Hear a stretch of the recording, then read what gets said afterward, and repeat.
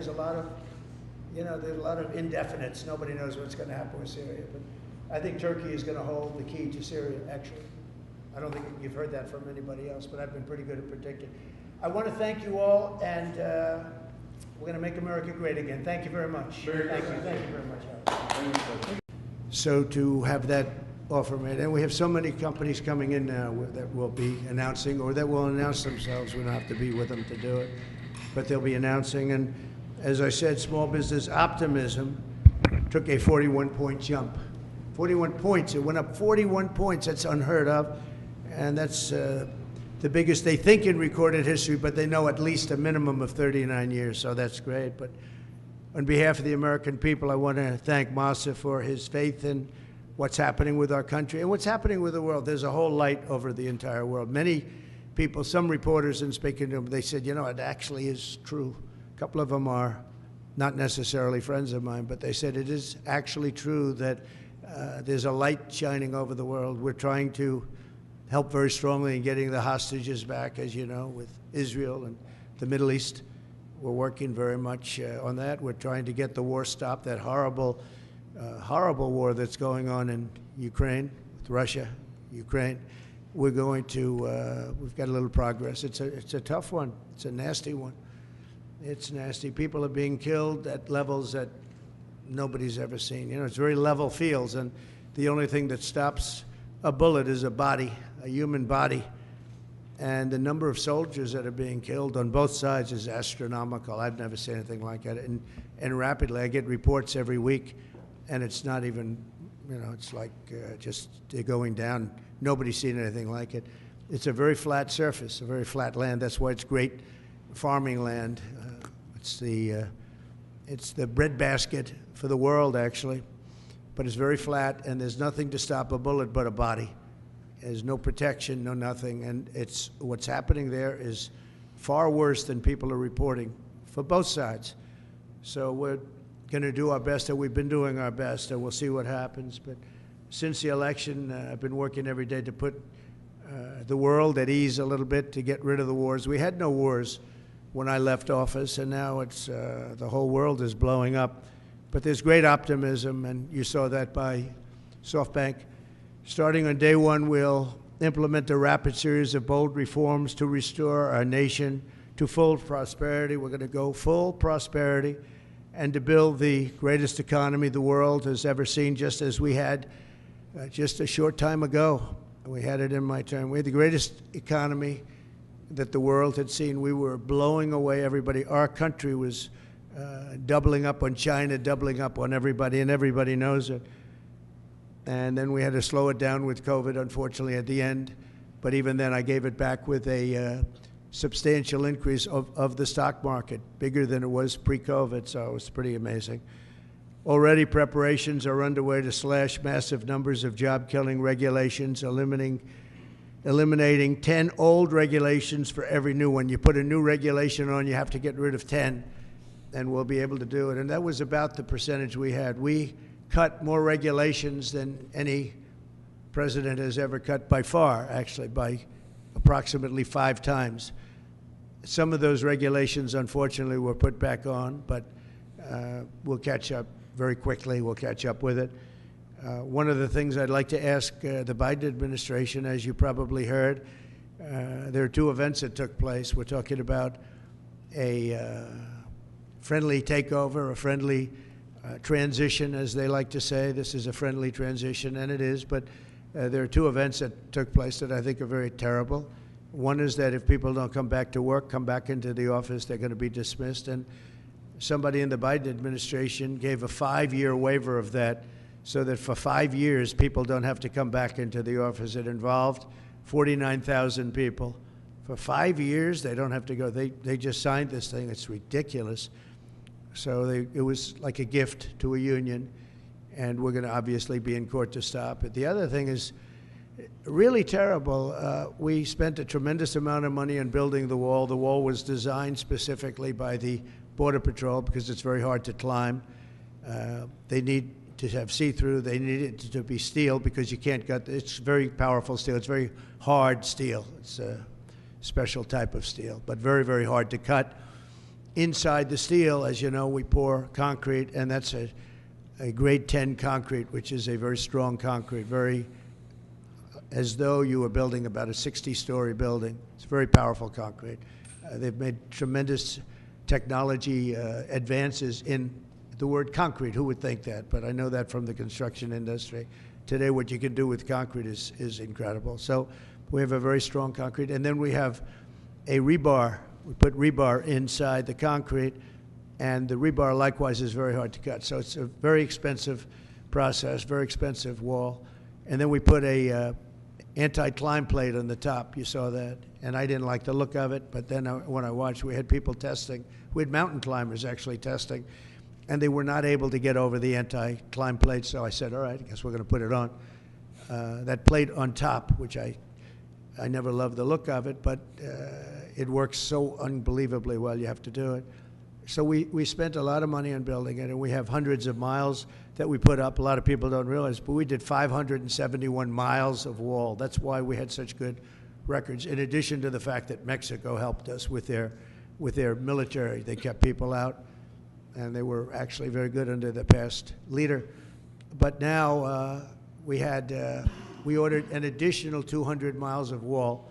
It's very expensive, and now it's about double the price of what it would have been 6 years ago. And the administration is trying to sell it for 5 cents on the dollar, knowing that we're getting ready to put it up. And what they're doing is really an act. It's almost a criminal act. They know we're going to use it, and if we don't have it, we're going to have to rebuild it, and it'll cost double what it cost years ago, and that's hundreds of millions of dollars, because you're talking about a lot of wall. I built much more than I said I was going to build, but then after it was built, I said, you know, we can do some more, because it's sort of like water, people flow through.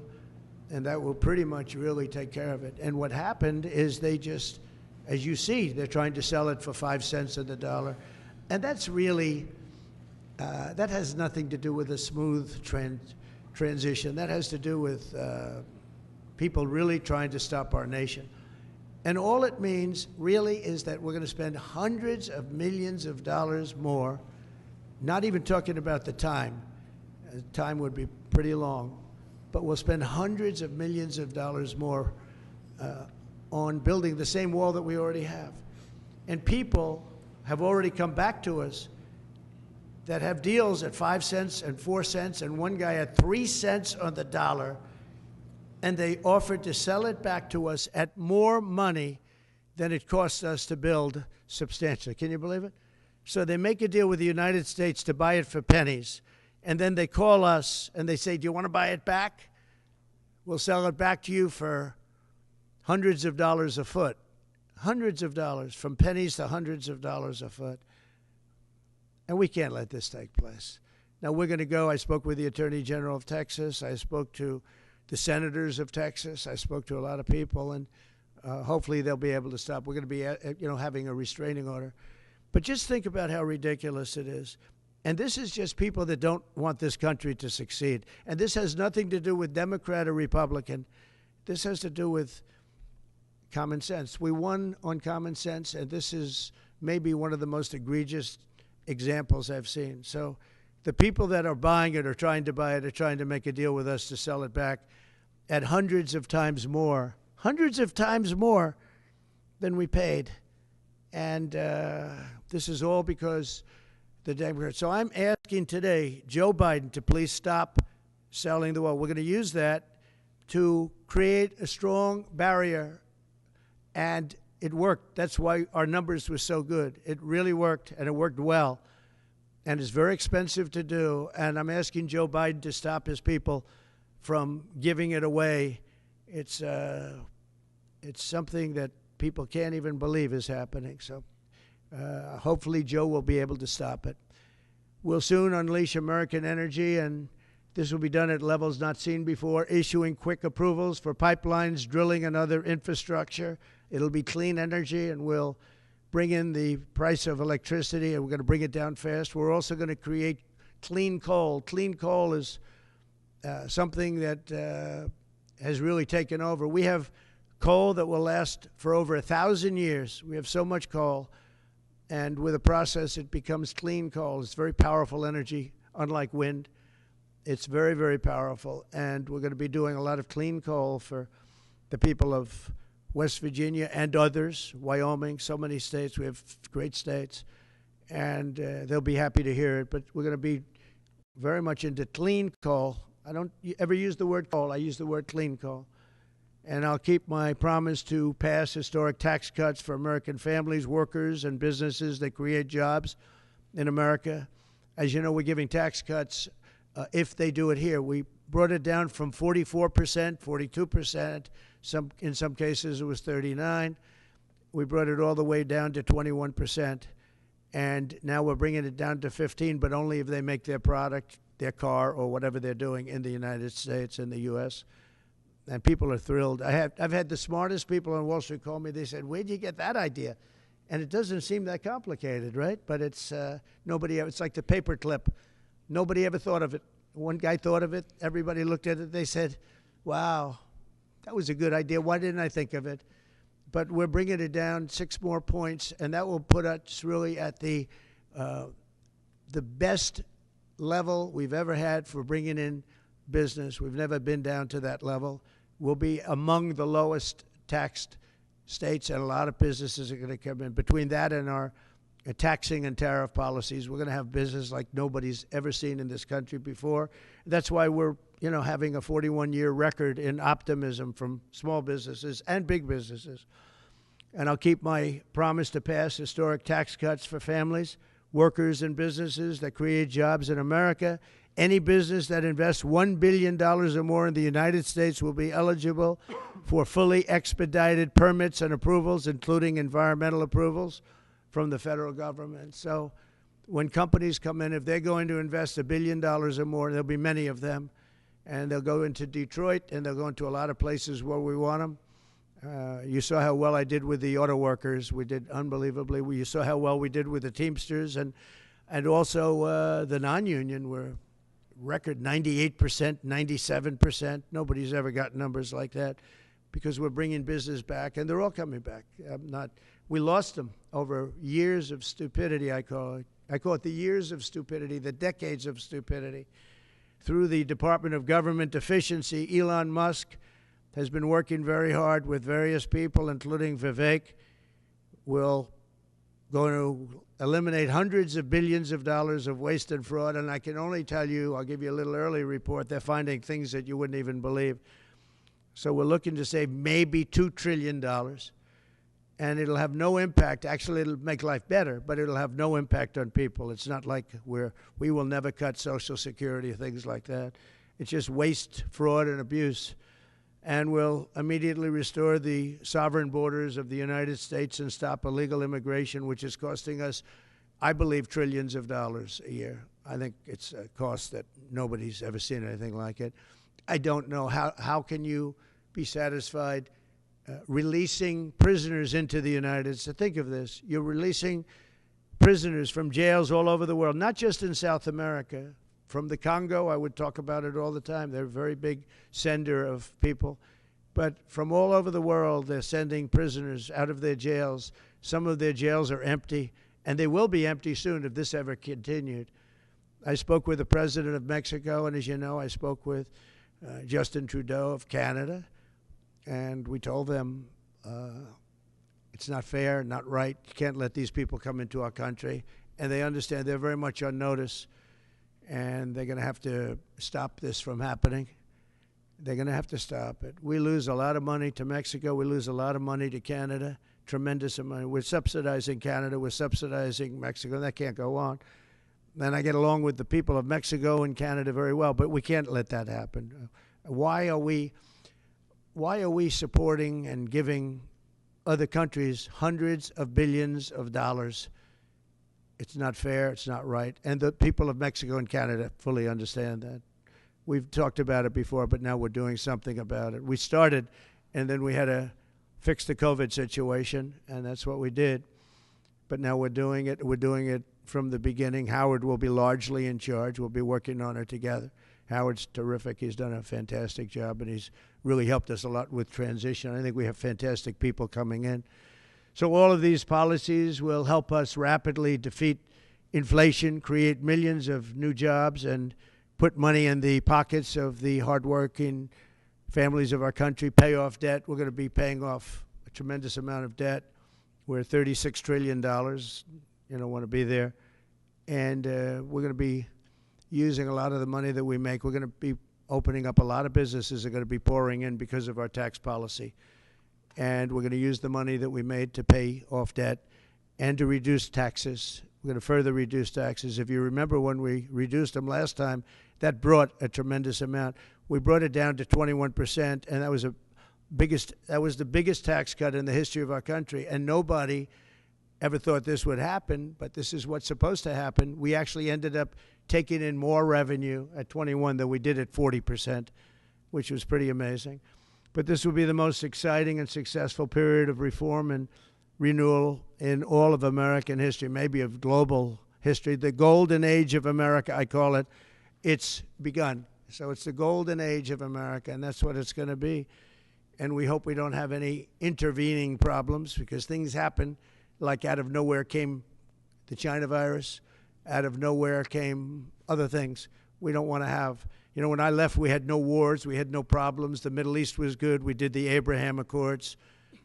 We did things that nobody thought were even possible. But think of it, 4 years ago, we had no wars. You didn't have Russia going into Ukraine. They wouldn't have done it. They weren't even thinking about it. When they saw what happened in Afghanistan, I think they gave them an idea. But they wouldn't have done it. They would have never gone. President Putin would have never gone in. And now you look at all those people are dead. All those cities are destroyed. You know, it's nice to say they want their land back, but the cities are largely destroyed. They've left Kiev because probably maybe they want to use it or occupy it, but they haven't done it. They've done a lot of damage, but relatively compared to the other cities, very little. But many of those cities are gone. Those beautiful towers, those beautiful buildings that they had are now laying on their sides, destroyed, totally destroyed. The turrets and all of the magnificent 1,000-year-old, 2,000-year-old structures that were very strong are blown to smithereens. You look at some of those cities and not one building standing. So, you know, when you say take over the country, take over what? Take over what? That's a 100-year rebuild. Take 100 years to rebuild it, and you can never have it the way it was. What a shame. It should have never happened. It would have never happened. If I were president, that war would have never happened. Nor would Israel have happened with the attack on Israel. So we're inheriting big challenges at home and all over the world. Again, we had no wars. We had no problems. We had no inflation. We had no inflation. We had it less than 1%. Perfect number. And then we had inflation, the likes of which I say I don't believe the country's ever seen inflation like that. They say 38 years. I don't know. I think it's probably ever. But we're going to take care of all of it. We're going to get the prices down by energy. The energy is going to come in. We have more energy than anybody else. We're going to use it. We don't have to buy energy from Venezuela when we have 50 times more than they do. It's just insane what we're doing. So we will not rest until America is richer, safer, and stronger than it has ever been before. And we have a big head start. Last time we didn't. And last time we didn't know the people. We didn't know a lot of things. But by the time we got it up and going, it was incredible. Again, we built the greatest economy in history for that period of time. And we'll do it again, I believe, substantially more so. Because we understand, number one, the people of Washington. I know them. I didn't know any of them virtually. I relied on other people for recommendations. Some were very good recommendations. We had some great people. Bob Lighthizer, I thought, was great. We had a lot of great people. And but we had some people that I wouldn't have used in retrospect, and now I know them better than anybody, better than they know themselves. So once again, I'd like to thank Massa for what he's done with that investment, which will end up being $200 billion, I believe.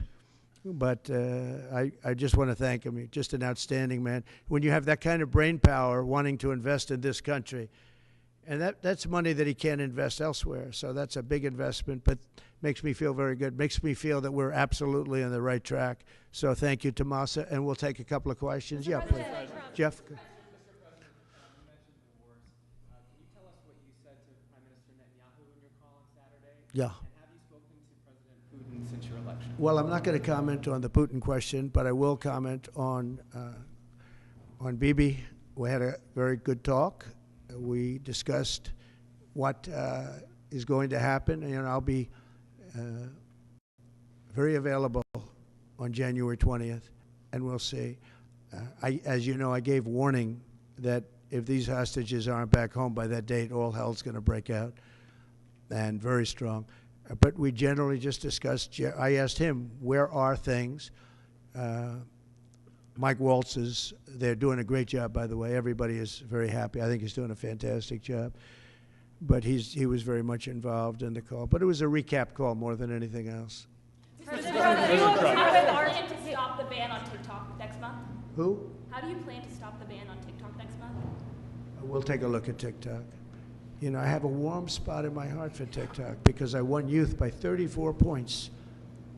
And there are those that say that TikTok had something to do with that. Now, Joe Rogan did, and some of the other people that were recommended by my son Barron, he knew names. I said, who is that?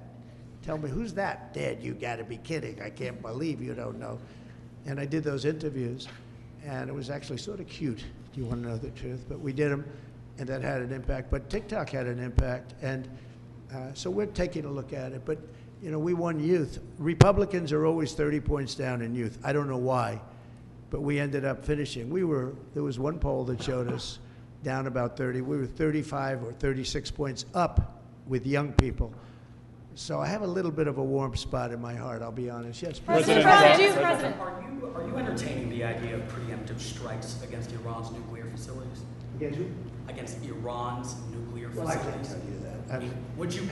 mean, it's a wonderful question, but how am I going to do preemptive strikes? Why would I say that? Can you imagine if I said yes or no? You'd say, that was strange that he answered that way. Am I going to do preemptive strikes on Iran? Is that a serious question? How could I answer a question like that?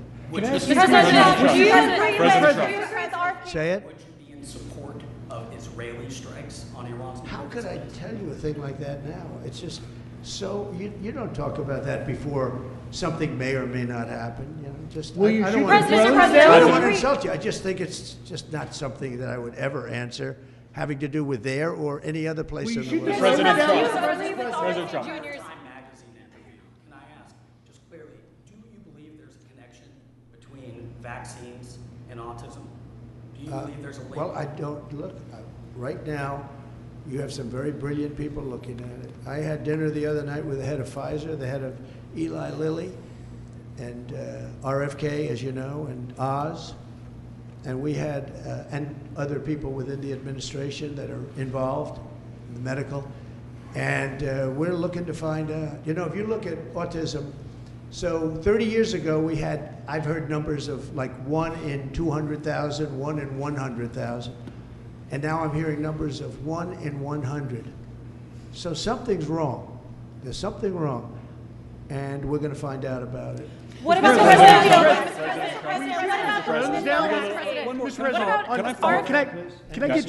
Can I follow up on Robert Kennedy? He's on the Hill today. He's meeting with senators. What do you say to people who are worried that his views on vaccines will translate into policies that will make their kids less safe? No, I think he's going to be much less radical than you would think. I think he's got a very open mind, or I wouldn't have put him there. He's going to be very much less radical. But there are problems. I mean, we don't do as well as a lot of other nations, and those nations use nothing. And we're going to find out what those problems are. And another thing that came up, the dinner was fascinating because I had Bobby and I had, again, the head of Pfizer. You know who that is. He's a highly respected man who has run an incredible company. Likewise with Lilly, the top two people. And we had the head of the industry also. So all companies were represented. And I said, let's have it out now a little bit. And you know what came out of that meeting is that we're paying far too much because we're paying much more than other countries. And we have laws that make it impossible to reduce. And we have a thing called the middleman. You know the middleman, right? The horrible middleman that makes more money, frankly, than the drug companies, and they don't do anything except they're a middleman. We're going to knock out the middleman. I'm going to be very unpopular after that Mr. statement. President, Mr. President, What about the I don't know who these middlemen are, but they are rich as hell. And we're going to knock out the middlemen. We're going to get drug costs down at levels that nobody has ever seen before. And that really, I tell you, we spent more time talking about that with Bobby and with the executives and Oz, all of them. We spent more time talking about that than anything else. Thanks, President Trump. What about the polio vaccine?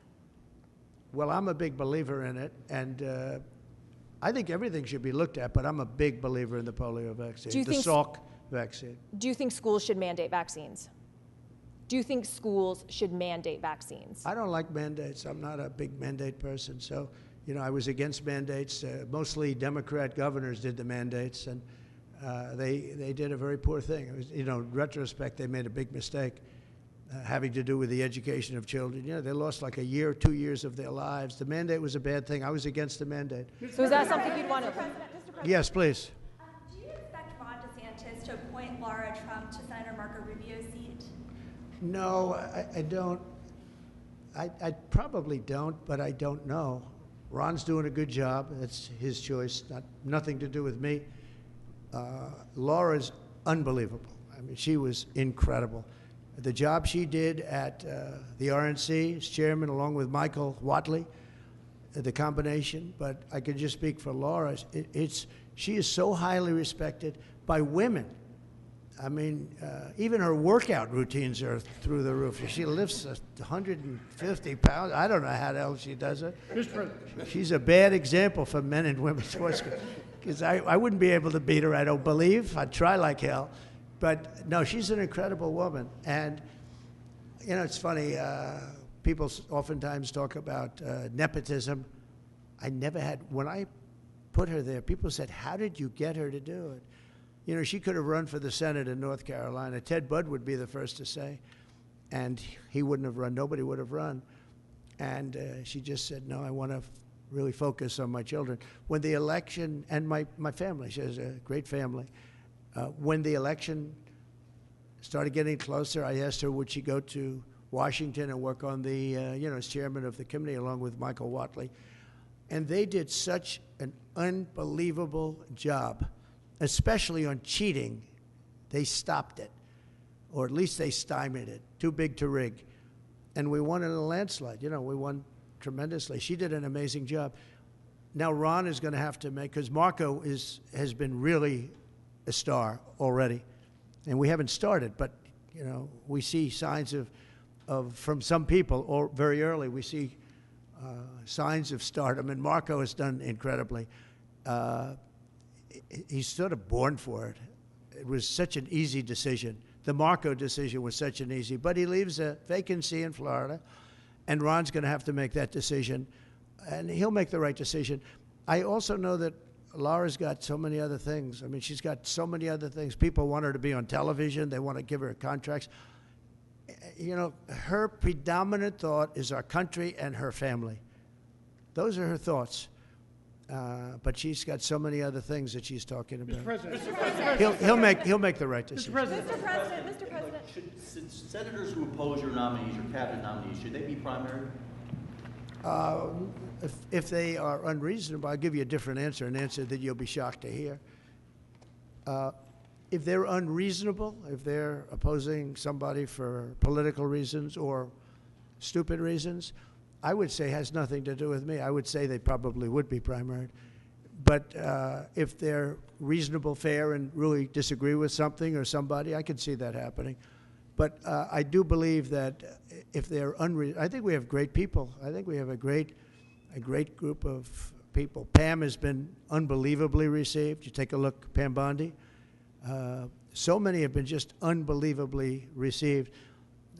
I think Pete Hegseth is making tremendous strides over the last week. He's going to be great. Look, he went to Princeton, he went to Harvard, he was a great student there, but he really was, from the first day I met him, all he wanted to talk about was military. He's just a military guy. I think it's a natural. This was my idea.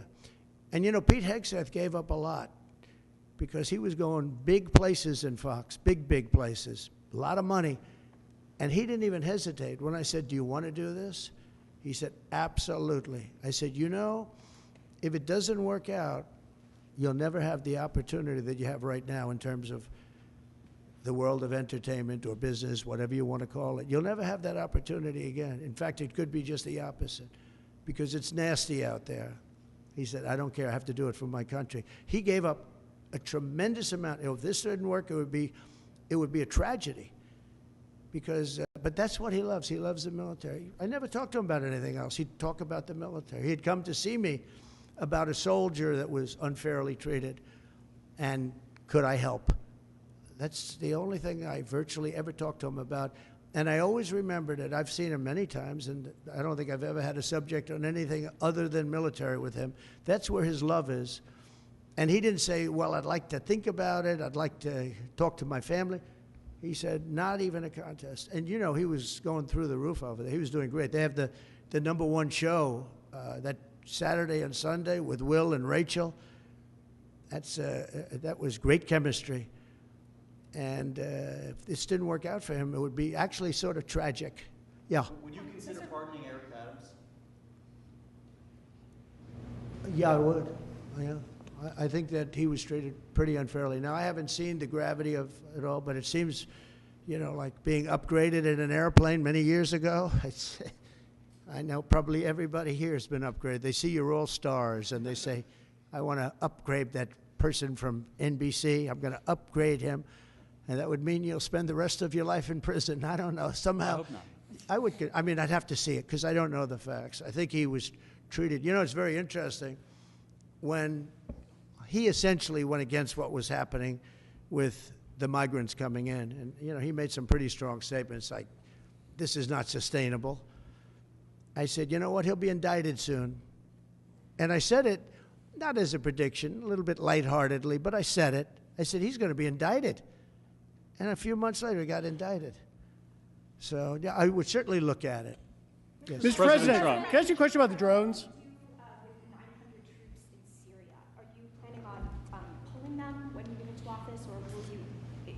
Well, you know, we had 5,000 troops along the border, and I asked a couple of generals, so we have an army of 250,000 in Syria, and you had an army of 400,000. They have many more people than that. Turkey is a major force, by the way, and Erdogan is somebody I got along with great, but he has a major military force, and his has not been worn out with war.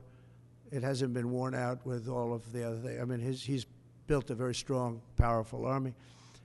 And so we have 5,000 soldiers in between a 5 million person army and a 250,000 person army. And I asked the general, what do you think of that situation? He said, they'll be wiped out immediately. And I moved them out and I took a lot of heat. And you know what happened? Nothing. Nothing. I saved a lot of lives. Now we have 900. They put some back. But 900, if you're talking about two, now one of the sides has been essentially wiped out, but nobody knows who the other side is. But I do. You know who it is? Turkey. Okay? Turkey's the one behind it. He's a very smart guy. They've wanted it for thousands of years, and he got it. And those people that went in are controlled by Turkey. And that's okay. It's another way to fight. But no, I don't think that I want to have our soldiers killed. But I don't think that will happen now anyway, because the one side's been decimated. Mr. President, I want to ask you a question about the drones. Are you concerned about more unrest in that region, or do you think it will calm? Well, nobody knows what the final outcome is going to be in the region. You know, nobody knows who really the final. I believe it's Turkey, and I think Turkey is very smart. He's a very smart guy, and he's very tough. But Turkey did an unfriendly takeover without a lot of lives being lost. I can say that Assad was a butcher. What he did to children. You remember I attacked him with the 58 missiles, unbelievable missiles coming from ships 700 miles away, and every one of them hit their target. But I did that. That was the red line in the sand. Obama drew it, and then he refused to honor what he did. He said, if anybody goes across the red line, and Assad killed many more children after that, and Obama did nothing, but I did. I hit him with a lot of missiles. In fact, President Xi was sitting here the night he was in that dining room having chocolate cake. Remember the famous chocolate cake? But and that's when I explained what we were doing as the missiles were shot. And it was amazing as to precision, because every one of those missiles hit its target from a long distance away. Had President Obama drawn the line and where it meant something, you wouldn't have even had Russia there. But in the end, I never understood why Russia went there. They were not getting very much out of it. But now their time is taken up with Ukraine, and we'd like to get them to stop on Ukraine, and Ukraine stop also. As you know, when I went to the cathedral, which was fantastic, the job that they've done in France, and the job that Macron, Emmanuel did a phenomenal job on the rebuilding of that cathedral. It's magnificent, and they did a great thing. And they had great respect for our country. They treated me, meaning I'm the country, I'm the representative of our country, and we were treated with great respect. And one of the people that came to pay his respects is, as you know, Ukraine, Zelensky. And he would like to have peace. He wants peace. Everyone's being killed. It's the worst carnage that this world has seen since World War II. I've had pictures of fields where bodies are lying on top of bodies. Looks like the old pictures of the Civil War, where just bodies are all over. Just if you saw those pictures, you'd feel more strongly about it. It's got to stop.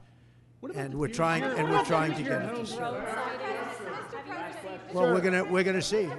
We're going to be talking. We'll be talking to President Putin, and we'll be talking to the representatives, Zelensky and representatives from Ukraine. We got to stop it. It's carnage. What about the fear here at home of the drones? Thank you. Good to see you. Good to see you. Can you comment on the drones that are flying around New Jersey ports? It seems like the American people have a big disconnect. The government knows what is happening. Look, our military knows where they took off from. If it's a garage, they can go right into that garage. They know where it came from and where it went. And for some reason, they don't want to comment. And I think they'd be better off saying what it is. Our military knows, and our president knows. And for some reason, they want to keep people in suspense. I can't imagine it's the enemy, because if it was the enemy, they'd blast it out. Even if they were late, they'd blast it. Something strange is going on. For some reason, they don't want to tell the people, and they should, because the people are really, they happen to be over Bedminster. Will you shoot them down? They're very close to Bedminster. I think maybe I won't spend the weekend in Bedminster. I've decided to cancel my trip. Have you received an intelligence briefing on the drones? I don't want to comment on that. Have you been Do you have any reason to think they're a threat?